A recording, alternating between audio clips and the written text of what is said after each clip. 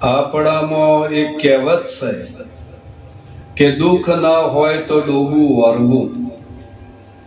જો તમારું દુઃખ ના હોય તો ડોબું વરવું, એવી એક કહેવત છે.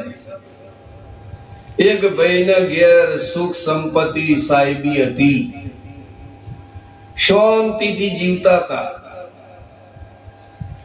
અને બૈરાએ ભાઈને કીધું કે આપણે એકાદી ભેંસ લાવો. પેલો ભાઈ કે બધી સુખ શાંતિ છે ને આપણે ભેંસ શું કરવી છે? સાહેબ બૈરાએ એવો અઠાગ્રહ ઝાલ્યો, આ ભાઈને ભેંસ લેવા જવું પડ્યું.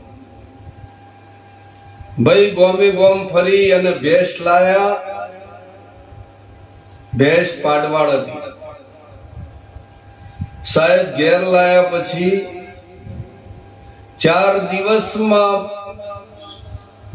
પાડો હરિઓમ થઈ ગયો. આ બુનને તો વાળામાં રહે ભાઈને ઘેર ફોન કર્યો.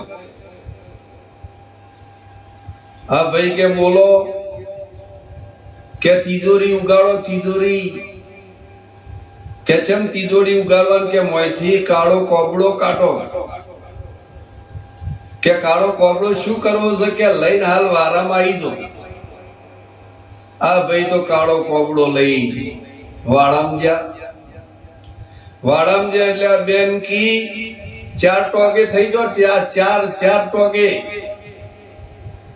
કે મારે 4 ટોગે થવાનું? કે હા. કે શું કરવાનું છે? કે ભેંસનો પાડો બનવાનું છે. આ ભાઈને કાળો કોબડો ઓઢાડી દીધો.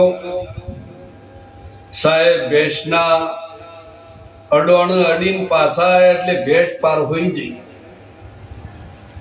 ભેંસને લાગ્યો કે મારો પાડો હજી જીવસ. સાહેબ બીજા દાડે કીધું જલ્દી આવો કોબડો લઈ. પેલો ભાઈ કે આવા ખેલ ચાર સુધી કરવા પડશે. કે આ ભેંસ જ્યાર સુધી દેશ ત્યાર સુધી તમારે ભેંસના પાડા બનવું પડશે. આ ભાઈ આ વખત ઉતાવળમાં કાળો કોબડો નોશ્યો. બૂટ ઉગાડા રહી ગયા અને ભેંસ શાંતિથી ખોણ ખાતી હતી. આ ભાઈને કીધું ખાલી અડીને પાછું આપવાનું અડોણ. સાહેબ આ નજીક જ્યાં ભેંસ હતી એ ખોણ ખાતા ખાતા આમ પાછળ ચકી. ભેંસને ચક્કર આવવા માંડ્યા. ભેંસ કે મી આખી જિંદગીમાં બૂટ પહેર્યા નહીં અને મારો પાડો પાટી સુધ બૂટ પહેર્યા. સાહેબ ગઈ નો છે. એટલે કીધું છે, કહેવત છે કે દુઃખ ના હોય તો ડોબું વરજ્યો.